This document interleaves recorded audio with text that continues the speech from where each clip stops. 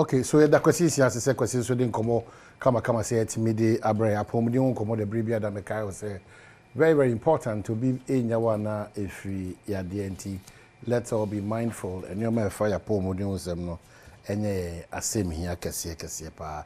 Na mensan kai also say we are still on reminding you about DNT any ho kwan say a former good year into no ne kwan so no yeso enya de pa ema o mine dachi ya pom de unsem nyoma bebre aduane di ni nyina no etoche makese pa nti eme na da ye ho ye hunu say whatever we are doing no we are looking at Ghana in the next 10 20 30 years how Ghana ebisi think positive na masa kai won so say ene century adwuma no ye kai say yenye otamfo entimi kran so nye otamfo da. Can you imagine say century for nyina ka o manu atum na hwede ebekoso nti mesre say sabre ati se mu nyina no mo me entiase say we are all one and but tiny nyina say ebetimi aye century adwuma no e wo bra obi amfa kwan a ensem fata so entatae century ni enye otamfo or your partner in development baby bia bo century ni bia nti the media freedom na yepe the press freedom na yepe it's for the forward march and the development of a year of my Ghana and to be a part of it, support that cause. Na menka sempenyin fonso atenase. Yera kufitun to aid to the vice president and flag bearer of the MPP watenase na no pay. Sounds na Miami Chrome this year Peter Mensa National Communications Team member Emma NDC Amanyo Konuso atenase. I'm taking this opportunity to wish my beautiful daughter, Inshra, 12 years today, happy birthday, and birthday, Mao. Kufia Kwaba. Am I major so we have a Peter Kwaba. Ah, am I? You better come on. Nyame adom. Na so ye nya Franka Makohene. Oh, Kumasi, Ashanti region. Yes. Secretary of the NDC. Oh, me if you don't name me share. Oh, wow. In the days campus politics. Okay. I see. And birthday, I am wishing a happy birthday. And I see. Lady Bakons will Kumasi. CEO of Cash Closet. Okay. Nay and birthday. Okay. I wishing a happy birthday. Now, let me say one of the policy of Adom Mama a national apprenticeship program. Now, lady na ya idea this weekend. Once a night GMO half last week. The confirm one weekend I'm back Kumasi. And a giant in my Slovenia. National apprenticeship program. Yewa Mahama Abohunderu. Lady na started that. On one casa fat young ladies are pen machines. Nyama omud besua de na waje omu free onto obi into ahwe enti mebusa na o se o tie se ye Adom Mahama kasa national apprenticeship program oba be so omu ye sansa no dwuma ase na emabu no mo pese omu ko sansa no dwuma mu no aban ne betua eka bi e wo ho no ono hu se ade a eye enti ono as CEO of Cash Closet no was start this initiative. I think say eye commendable. Was he a born ambassador say, oh, your mind papa. Do say policy no and start here. But who say ya the panel and mabuna umunya dumania person you know. What your masha say, you say the pa Asha Karima Asafo. I'm a dear runabout of Cash Closet, your monabaso. All right, me that's a national apprenticeship scheme. Is that correct? Yes. Okay. National apprenticeship scheme. My national apprenticeship scheme, no. And also by another agency or mobile because say idea dada. I say omo policy. Yes. Then I make say idea dada. No. Why idea mo ye. And are you chirim? Okay. So one chirim. That's what chirim do chirim. Say woman organize it. Say mo aban best fianco for mama kusua. Yes. Free omo free. Na make sure say no dey. Ye dada. Any idea na mo. Why na no so be kaya techima. I was there. Mabunu 10,000. And I why you tria omuka bosome. For bosome nsia kosua ansa no nyuma. Omu wie no na aban no esa ma omu akade a omu de be ye omadwuma. Na ene ame no kase mabunu 10,000 foforo so asa ahya ase a omonso eco school. In fact, Enra, so we call as Independence Square. So why job fair? Job fair. Yeah. Part of the job fair, mebuno mo peso musiansa no nyuma. Omo ba be apply. Why you be three omo ka bosumi for bosumi nsia. No mo musiansa no nyuma na ewi asa mo maka de. Enti ade a cost that. So what's the difference? So What's the difference? So knee-jerk reaction way. There's no policy currently. Your friend National Apprenticeship Program under and as a scheme under MPP. Clarification. Number one, under John Mahama, there will be a program called National Apprenticeship Scheme. The say every district in the country, no. You best set centers here. You best share communities and mabuno omupesa omusia mason, omupesa omusia carpentry, electricals, or hairdressing, and I say or your friends are seamstress. And sanudume bia mabuno pesa wosuya biano. E be share a buying policy as say. Baby a pesa wosuya say jumano. A buying number one, edo ko two a jumanu free a wuntiaka. Number two, uwie say jumano a buy the akadia e bem wotumi start your friend start up one kasa waduma a kwakwa shase. Number three, sa ejuma ko na omo e fa o say omo e training wo no. Your friend be top papa, sankofo no omo pe certification e na afi nso so the akoye say MPP niema nko ana na omo say. Na police force there bi. Ghana mra ma ho kwan say obeye ye kire. Ba Ghana mra ma ho kwan say obi agapade wo ho, ankrankra agapade wo ho. Na obekwa akosei sa ankrankra no agapade. Nsade na amoye monyai. Ho abufu show by ema MPP mabunu bukura ka se mabunu na nyai sa nsemhunu na omodi na. Omo nso ebeye bi. E na police for timi ye ya na eno ano brase. Na de chie e na mabunu ya omo ye demonstrations akoye. Afei omo koye a 37 military hospital a sebe e ya yaresa bia ye nyina ye ho dodo ye ya ye bekọ akọji yaresa no.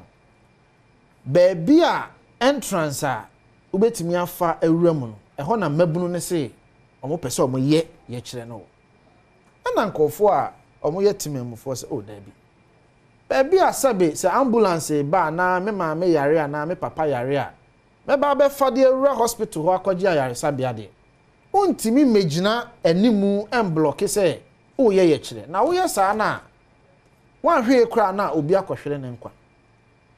Ana papa ba ko ka se ade a mose mo ye ho ye kire mo ye se mose ye se ye nsu na betimi ekum nipa betimi de ohawa ba na se mo ye kire atia ade a betimi ekum nipa na de ohawa be ba ene adan na ba bia mo ye kire no ene kwan a mo fa so ye kire no eno nso di betimi di nipa kum ana ohawa ba efiri mabunu ni bia no mo ye kire ni bia no a o manti o se o eno de enfa ho na sebi o oman ma no dasumi na so Ghana fo ye moa mabunu ne ba ko mo ye kire Ghana fo ye moa nti bi wu a enye hwe asema democracy hub young person ba ko kan o Ghana fo ye moa na bi wu a enye hwe na nipa ne se o pese o kire se me ba hospital a me ma me ne mabusuafo da ha me be hwe se o mo ho betom no o kire se o mu wu enye hwe se o enye hwe na nipa ne se na wo ma me ka ho a ka say na be ka so me ma me nye Ghana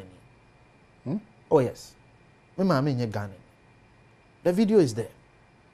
Enti wo se wo ye demonstration against Galamsey if you say Galamsey nye ba kwan a wo fa so aye demonstration ne ye kwan a ebetimi di nipa kum eni ewuo ne owie ne aba ye koka kira wo se de wo ye ne nye wo mfa kwan pa so a wo so wo nya hwe na Ghana fo wu a sabi omo ye mo anti omo wu anya hwe sa mabunu we ne ye ka omo ho asem etoso bio mabunu ya omo so omo pe atentene ne wo man no emra omo ye kire no won se police fo wo bibi e friend barricade omo de metal barricade bisi akwan se ne be ya baabi a mo be kono mo nko mro de emra ne kire mo se mo nko yewura na ye friend no Oliver Voma wo no de abufuo na barricade na ma ye no wakohwie barricade ni nyina agu wa pin barricade ni nyina agu fo afei police for car esi hɔ a police for park a no na omode bo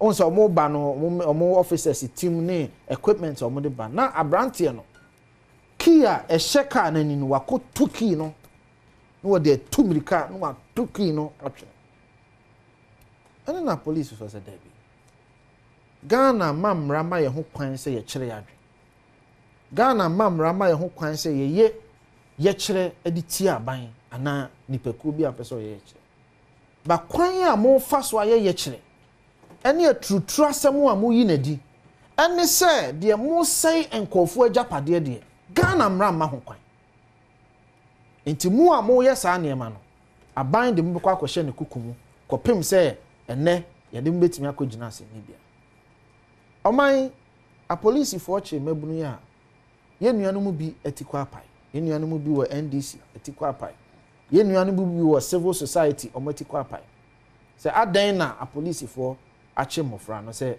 omo ye aniamo ho sem sen kofu agapade na ye nyae omo no omo nya de omo beye na ye omo right se omo beye ye kire ana ye nsu ebusa se ye kire no hin na kire se wo right se obekwa akosai obi agapade emra omo sign kofu agapade no mu civil society organization na mo hin na die na mo ka kire mabunu no emra obi timi gina ho ka se be Ghana fo ye moa na mo wu anya hwe no die na mo ka fa ho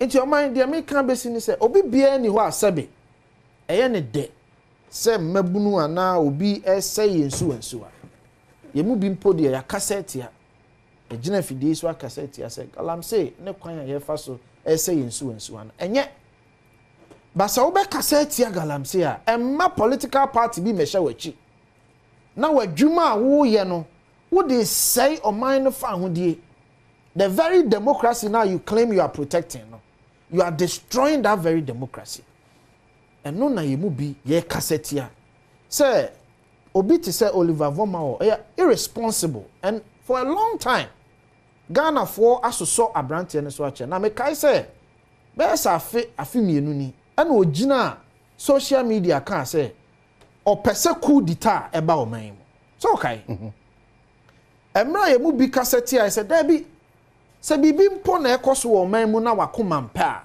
kire wadwen ba se bi coup d'etat emra o man mu na o man no we ne nsim na ohawo nsim no enye no ene ne Ghana ya mamra ne kire civil society for in fact mu amufie ha panyimfo bi wo mu amufie ha mo journalist fo ni bi wa ha etu gina branch na chi se ne wo ye no onkoso no onye onsam na efiri na numu ba no onkoso eno na ne abrantie na ya ma etutru asem na duru ba bi etutru asem na duru se afei di a police for na wo attack omo afei di hospitals na all block afei di enkofu agapade na all say no if we say abufuhyiw abehyenim afei di o ka kire yen say woni ne mabunu ne ka kire yen say Ghana for say be yemoa ne bi wu a enyehwe. This is what we are speaking against. Enti hade asie nyina ye kan ho bom ne ye condemn democracy hub so ko edi ne kura amode atom ho so no kabi mamen kabi nansu musu ne mo ban ne mo ne ye kire nyina kire se mo ya amamboyefo mo ni akoma pa ma o man no ne mom aban bia wo so a mo mpe na asemunti no na mo pese mo ye die mo betimi aye bia de agu aban nanimu ase na police fo ache mo ne ye che mo a mo de international communities wa kojisika onum say ade o mo ye no. One of the strategy is you cause mayhem hoping that the police will come after you. Now when your videos are no send they foreign countries. Say monhwe a police if we way my attack and they raise funds. It is irresponsible and we must all condemn it. Enya de pa nya sa na kabi mamin kabi amemo no ene ne nhihye no ekire. Okay, so medase but ni nyina mu no how do we resolve some of these things eba say be enkofa basa ye bi ni nyoma ensem fata. So the resolving of it ni say one ese mra ye adwuma. Se wo say obi agapade a emra na odi. Se o block access to a hospital emra na odi.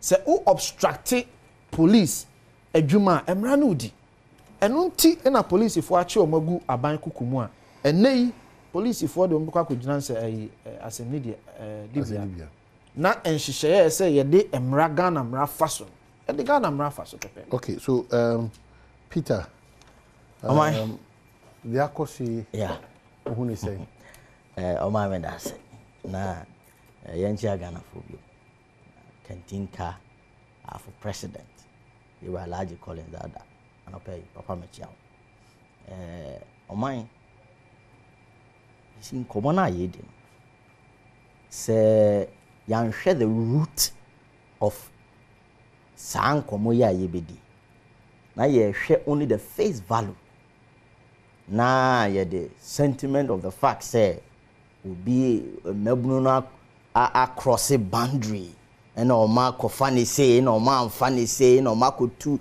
be poster near the idea the crust of the matter no it will be relegated to the background was me nua Kofi kasa no ne nsem o kan nyina eye de mrantie no eye bia entwa yi ene woka the other side of the discussion no there to baby and ye ne sa yentimi nya asem ne pomasi bere o man die ntina mrantie ye demonstration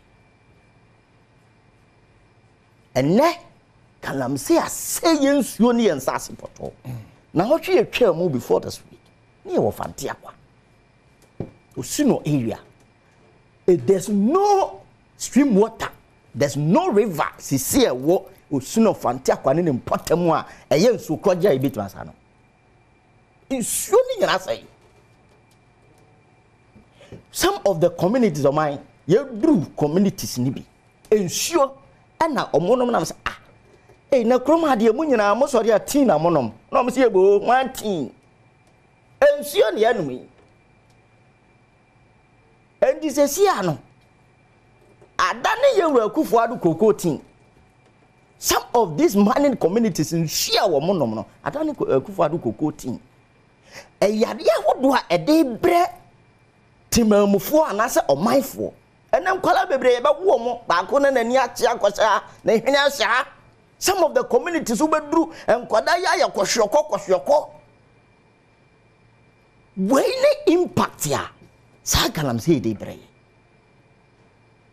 the future ana yes no na amrana echechire oman 1992 constitution article 21D echire say timamufo hu se bibi enko ye a omo wo kwan so omo ye den ye kire there are some of the niema ekoso wo mamu a ye hwehwe mpanifo nso ano se won nso ano won ye de tumi ahye won sa so won nso ano a o ye kire eka ho eti galamsi asem wo ya ye wakufo ado this the presidency too on the line and 3 months to election 8 years under ye wakufo ado galamsi aye topical issue che say ye wakufo ado ne ba omyo ma feli Ghana for poto I would fight against galamsi enti say banesa eno na constitution amakwan say woni ya de tumi e wo wiase nyina e de ama onsa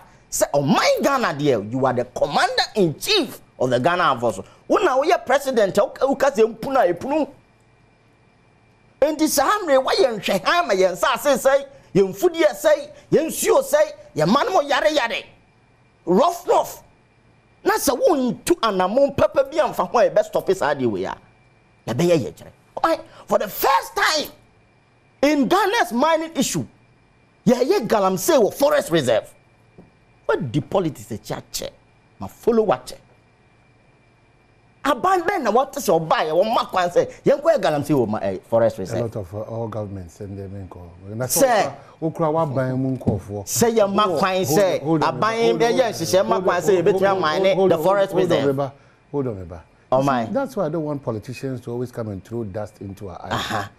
You have Dr. Obino, a minerals expert, an illegal site, trumpeting that when your party comes to power, they will allow them to hold on. They will allow them to practice that illegality. You come back and sit here and project a situation as if we are messiahs to the solution. It's not true. Hold on. NDC time, if for the to illegal mine, it's NDC people. MPP time, if for the to illegal mine, MPP for. So it's a canker. But if you want to hold on. If you want to approach these matters of illegal mining, mind yourself. You know, more practice illegality. In fact, Dano. Wow, party mini bakwa me or your friend Dallas was Dallas or back on the friend we had a behind the scenes conversation about an illegal miner who doubles as an NDC MPP personality. He knows. He's briefing me. I don't know it's a hypocrisy they approaching the fight against an illegality. Who doesn't know that the NPP for the age man? Obiaba and NPP for the NPP for the age. Why na kukudodi a dance yaba? It's just kasasa. Into your mind. So let us approach it. Yakob manifesto. That many will be go through all these political parties and their manifesto. If you read the NDC manifesto, they will regulate the front of illegal mining. Perfect. If you go through NDC, MPP, same. If you go through movement, same. Obiara say on so a former goodia yetua. But for political reasons and political, and then illegality. I'm asking you, this CS was no illegality. How well have we all, as journalists, as Ghanaians, sustained that conversation up to this point? Because you say we are beneficiary, me a beneficiary, Kofi a beneficiary. Party people are doing it. I.e., this time. MPP majority of now who dare you if you're not an MPP person to practice an illegality? Who dare you? Likewise, who dare you when you are NDC is in power? Now when you're MDC near who MPP when you are under NDC? Let's get a proper solution void of partisanship and this kind of approach. And then should I milk and then tell them me call or girl out and say me free Abraham. Damn it is also Kintampo force. I jinx him. That day I realized that after the illegal mine, I jinx him. Only to realize that it was a false information. It was a lie. Yeah, per solution because the Okano, yeah, we don't like this political approach. This situation. Why not? Not for time, no. But politicians, the way you treat us, no. With all due respect, I must say, this submission you just made. Yeah. And no can be intimate fan. But name, you know why? No name. What for East region? Name the people. Maybe it's part of my conversation. Maybe I'm trying. When you say, when you jump into equalization like this, I'm not equalizing. I want a better solution. Please, let's know you name. As you speak now, I have to respond. Solution, let's say. Name. No, but I came here prepared on this. The solution is you the 2 million you actually work for some citizens. Oh my, we want to stop this. Why you don't want me to go that candidate? The power to hold people responsible. It's not given to you. Are you not somebody who said that you're a citizen? My best. I need the mayor to make an issue. No, the action should be taken by government. Can you? And we are not looking for a solution. You know somebody is practicing an illegality in the East region. More come and journalists in some trouble for core sites. You say, the operations, Galam store for aqua sites, you protect, you fight Galam, say, me, you are no correct, the amount of the you could do honorable, not yourself who. A group of people in military attack, equipped with machine guns, are more protecting my mining site. Sound for minimum and one a bit of fight. How do we solve it? It is the commander-in-chief of the Ghana Armed Forces. My fluent, come in, Calbetima, piety was better here. And they demonstration I acquire. You look at Amokas. Look at how policemen are dressed to go and face civilians demonstrating. It is how machinery we know. Yet to me, Galam's inside. But is that the approach? I think they're too bad. You see, yes, and because we say police, when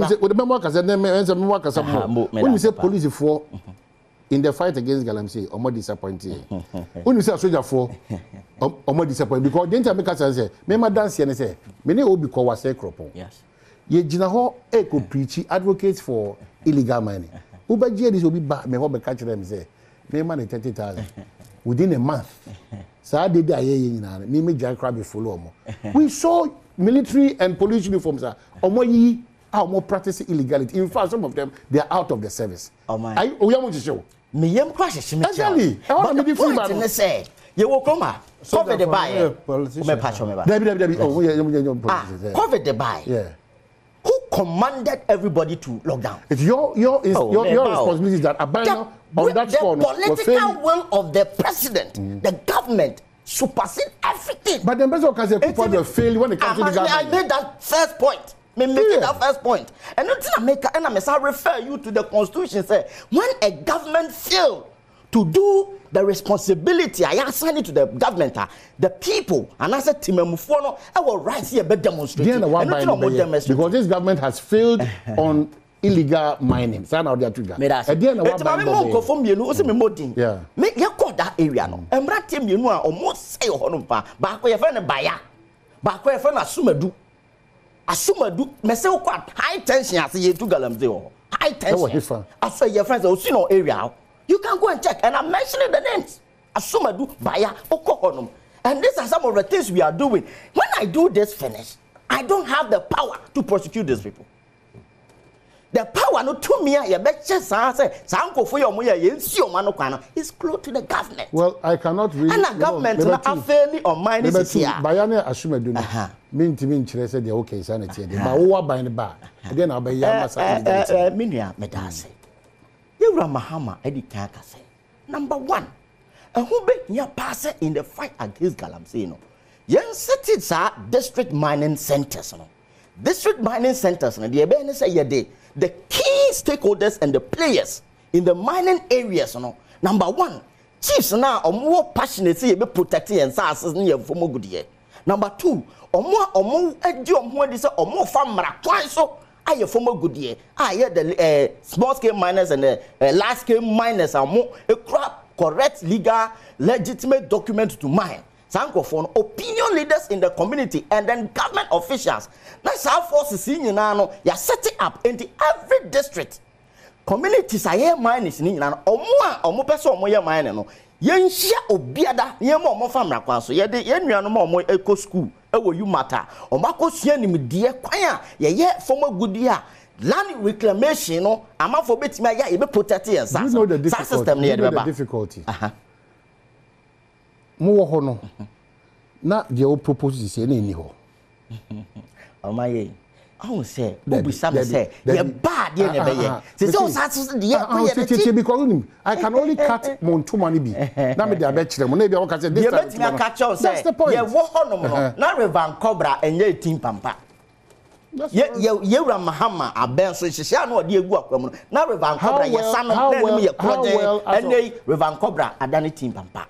And Sansi share now, do work. And yeah, a bed, you better build it up.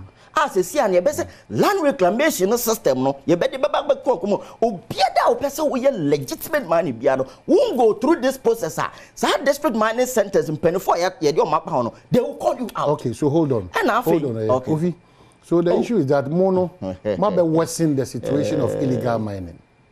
And you know, they are believing that when they have power, modern. Money in fact, he's gone for ahead to mention names in the Eastern region. Yes. Actually, we said they will not entertain your money. You see, I say, you did can't cassa, me catch you say, Galamsey are there, you move be a cassette here. They say, baby, your cassette here. As I said, you would say, Nya kasa na o cassette here in here. And say, we say, Anamontuo be very effective.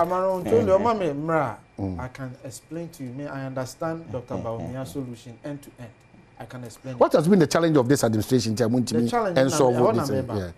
Edika, the person may quickly answer a few things. Okay, was the Article 22D something? Nema ubia who to me say obey yechere. But your sa constitution kan baby e kan say wo ye chira utimi sen kofo japade onu ho so onye no o say me ba o say Ghana mra ne chire say wo betimi aye chire me pese o kan Ghana mra you see na bia na ye kasa ho makasa say obi mu nkoye onfo asosa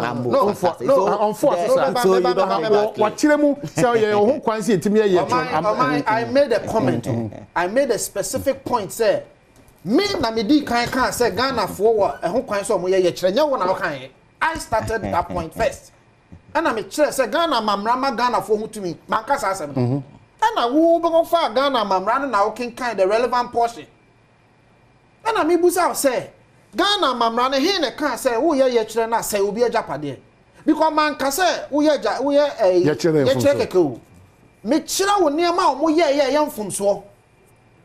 It is a Ubekasa, they have a right to demonstrate. Now one condemn one near man now. What are you saying? But he's never supported them on this platform. Oh my, Samisu will be at you too. Now see Nipano who can so treat you. Now one condemn also treat to no the Kunipa. What have you done? See, yan Shesufa. If we say Yanko assembly Bob Brancasa, then we can have a conversation. Bob Brand, I raised the reason why they did the demonstration. Did I not? When I raising the point to say the entire demonstration and they say Galam say and Omu who quines so mobile say chileno. Sir questioning I mean answer. Why do you disagree with him? The point I am making is say Oma etiefo mutieni hunu say ewomu se wo tumi se obeye yechire ba woni tumi se obe sen kofo ajapade woni tumi se obe kwa gina hospital anim a block hospital woni tumi se obe for police for car keys no wato atwene woni tumi se obe say police barricade woni tumi se obe ka se Ghana for ye mo no mu kura nya hwe. That is the point I'm making to you. Now let's go to the issue. It is on record where your minister in charge of Galamsey stated publicly on record say Mahama buying Galamsey kun went to me kun also on pesa equalization because me draw attention also on to make the conversation fair no also on pay yan kwa nim that's why no that no what hana also Akufo-Addo afeli no maximization or na equalization or I'm not didn't you know some but the reality specific with a particular sector also say about sector where the Akufo-Addo body what wanya there compared to what we no be ka kire say omo ne de na because of refer me back because of mine came in call back okay the money we na say we dey come o share come na say no o share come na say okay o start free osino and now see obi nom ensu a eti first of all it's a lie. Oh, it's a complete lie. You are a liar. You are lying. You are lying. You are lying. There are videos. I'm more for. Me who say go for videos. I'm for. What are you talking about? Me who are brandy bia wa me who are brandy bia as part of me who are brandy bia as part of his comedy skits or your comedy TikTok videos. Yeah. And wa ko gina nsuo no ba no does that mean say timamufo na wo ho no e no mu sansuo no. Okay. I mean, don't come and sit here and peddle falsehood. Don't use a comedy skit to create the impression. Sabi omo omote osino no sabi omo ni nyansa say ensu efi wo no omo no. What are you saying? That omo omote osino no e fa ensu a ensu fi no omo no. What are you saying? You finish. What are you talking about? Now, that is where you started your argument from. To create the impression say aban bia faili. That is the argument you are making. And I may catch you say there were two options anameboa amai abaya yekotu yempo there were two options either Mahama or Baumia sa aban mienu we nyina Mahama aban na aban Baumia ka ho ye nyina no yakon Galamsey kon no bi the create na busa ese nyina makọ no na wo kon no wo faili ye na wa de beto nkrata so se ma faili wa wo de to nkrata so se ma faili. Is that not the fact? No, most strategy. Yensu challenges. Now, my main can be binchro. President Akufo-Addo can say, I'll put my presidency on the line. And he did. Go to the mining communities. We lost all the seats. Mining, apart from Mekuduka. Mining communities. We lost. Why did we lose the seat? Busa question say, did we lose the seats because na omo on free say Mahama beba be stop galamsey ana. No, nya ya perform you. Did we lose the seat in the galamsey areas? So your thinking is that more yes more regulating more lose. So the hope is that when NDC comes to power, they will allow them exactly. Because omo mining community no man to abantia if we say Mahama be regulate you. Omo to abetia if we say Mahama she omo boss say oba aboma ma ye mining. No science and data be na dey keka. Remember data. Tony Obi. Remember data. Remember to liars and saboteurs. Nation record. No, but a different opinion from yours, sir. It doesn't make him a nation record. Okay, so you can't do that. So Sika. Well, there's Saba back, Baba Meka chose where you won't be new from Wosha, Uti Adom FM na, what ye Ashe Asempanso, Insure FM, Hits FM, Jumediation could be Koswa, ye Che Sika or Kwansrum Koso, Inti Beka, Sa, a Yesiko Sika quick cash, jackpot, no, na Untimu say yes, now she debiada or shebre bit me as a sound Adom TV. On Insure FM, Hits FM, Asempa FM, Adom FM, and as I say, Sunkuwi, it could be your lucky moment in Kahon, na be part of it. The old here says, so you know, say star 128 hash. Mammy says, it should be *128 hash. I mean, what was the name of PP or now with this? I don't feel cool. Peter Chumasi, Ekasama NDC. Sorry, Peter Mensa. Hey, Makai, a Senate Papano, Senate, more MP, no, to Peter Chumas, and I'll be with Chumas. Yeah, we're feeling Makai.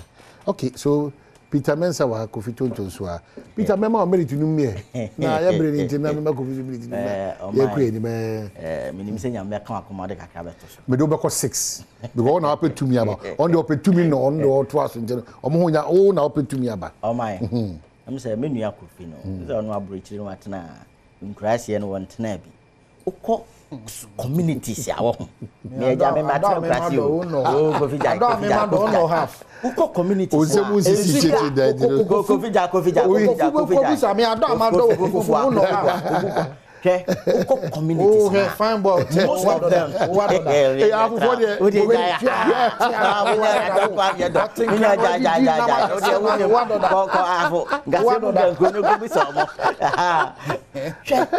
Communities no omo no river waters no e no omo no sa areas no so e na galamsey asese do video bi wa ha enye se de ote nsuomu awo video ankasa sam researchers bi mo free baby omo call some of the communities ya omo e na wa say no maybe because of lot of time me come me na ha entwen kasa me twantro de ehu ene ye ka eno ye number 1 ye to so mi no Omaye propaganda one more demonstration this will be a support say one more say and near man near the nobody.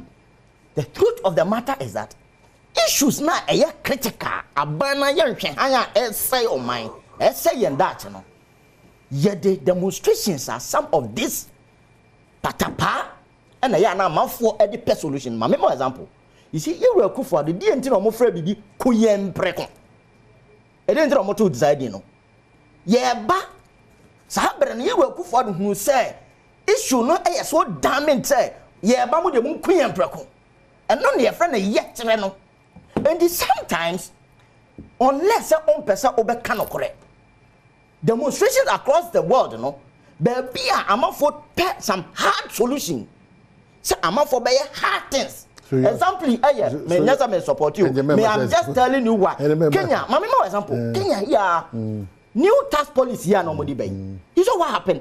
22 people need to lose their life. So you want to lose your life? Not that. So let's not even use those as examples.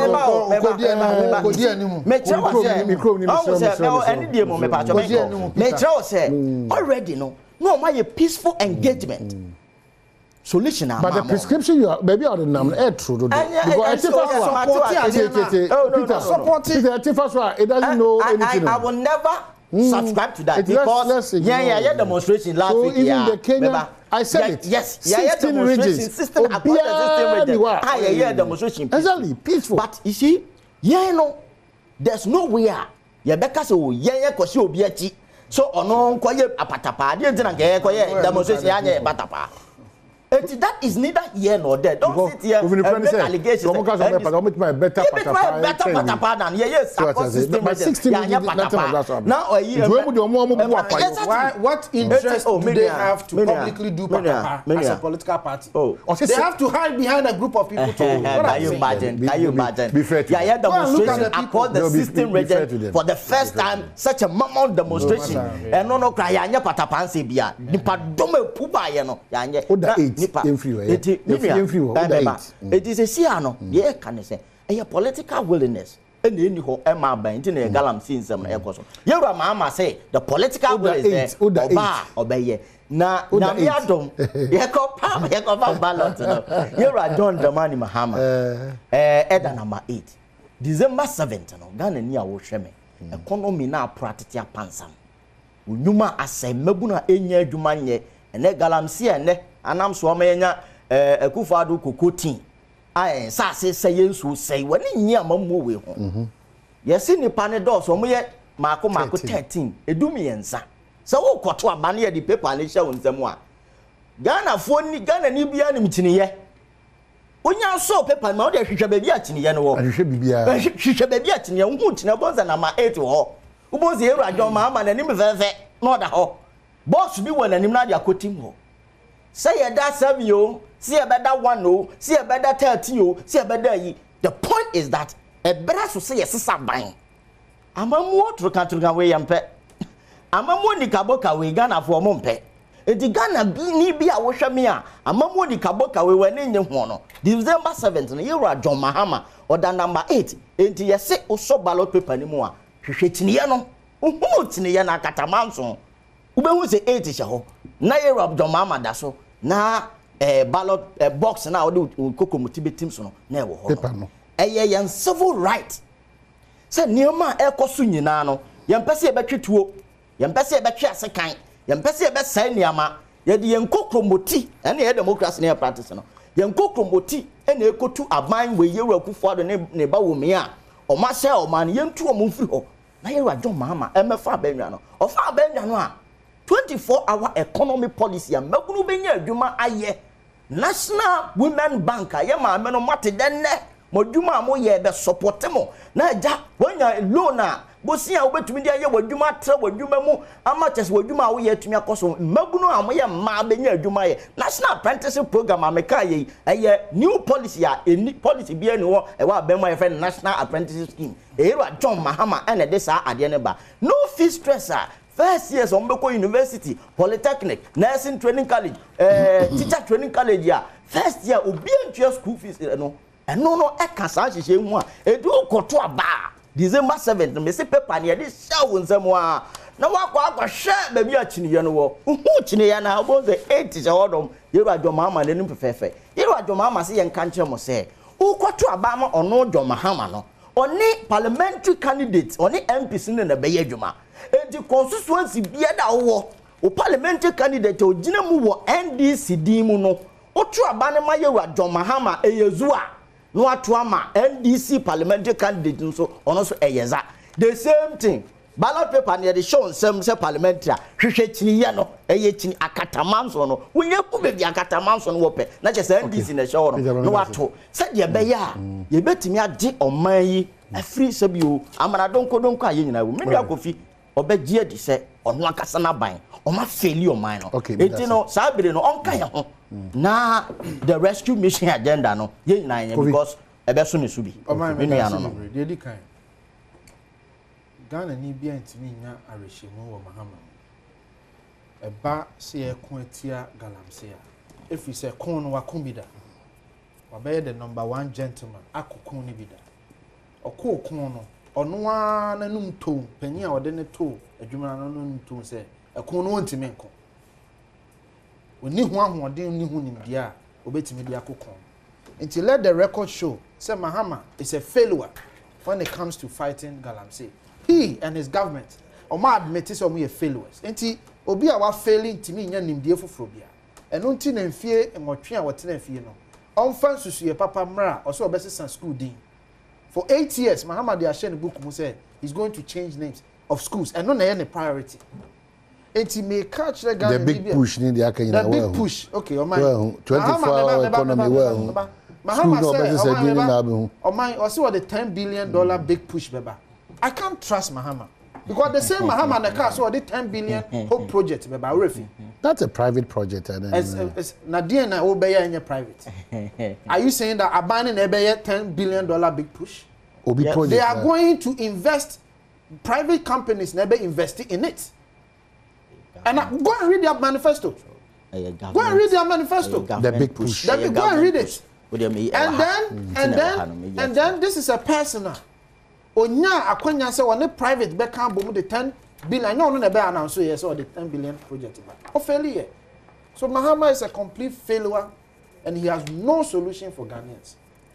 2 Galamsey ko aye kon the amane ko na ye din because of people like John Mahama, people like NDC Tony Oben, people like Kwaku Buahin omo ba radio so be condemn Galamsey ni we are no mo konkrase ho no mako catch them so oh the can already on the munyai Galamsey no e ba e be mamotu meboa it's on record yera John Dramani Mahama say one mo matu Galamsey a o mayem fumso a abanya chi o matu no oba obeyi o mo amomasa akoye o Galamsey tremu yi wo oh that's what he said or say oba obema o amnesty that's what he said that DNT na o mo sa amnesty says Obusa John Mahama. The logical or making no na be chire bi. John Mahama argument I making say. John Mahama argument I making say. One more omokoye Galamsey. Ah ban achi omatu. Omo no ye small fish. Into oba obeja small fish. No big fish. But is that not the case? No ba me ba. That is not how you fight crime. Yeah, écoutez excavators, 3x4 solo camera or no control excavator. Solo the mayor over Lucusolo.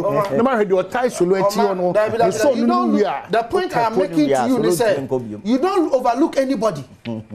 Obia why am from so was say Ghana and so no. You don't overlook anybody. Sabo frana okosua Galamsey no. So who overlook na? Now person catch me say, "Oh we are there no be kwa ebio."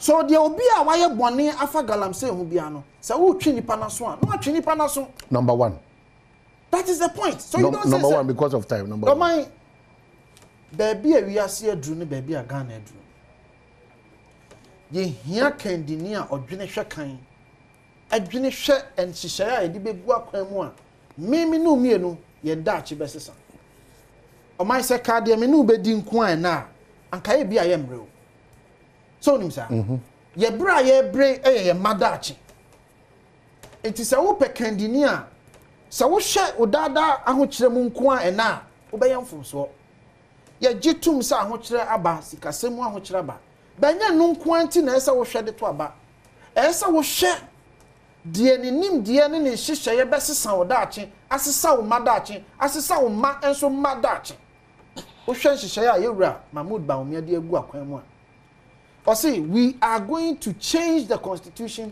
to ensure, say, you be creative wealth. O my meti hay, babuna meti hay. Ye twa meka 1,000 cedis bosomia. 1,000 cedis in near me beton ye kakra. Ba ya de hyehyɛ ba na se saa bosome no. Metimi akototo near ma be dru 5,000. Na me de 1,000 na twa 5,000 en kakra bosomia. Ebeba me ma setena mu ayedan ahenhan me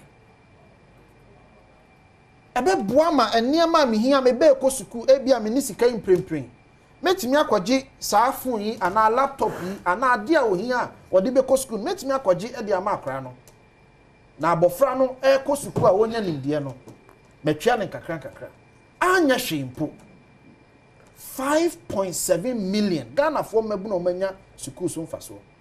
When him say 5.7 million young Ghanaians are education so far so they are more than all Ghanaians under your papa Kwame Nkrumah. Okay, Medisia, nti Kofi Medasi, Me was be red color. Na me dia big push.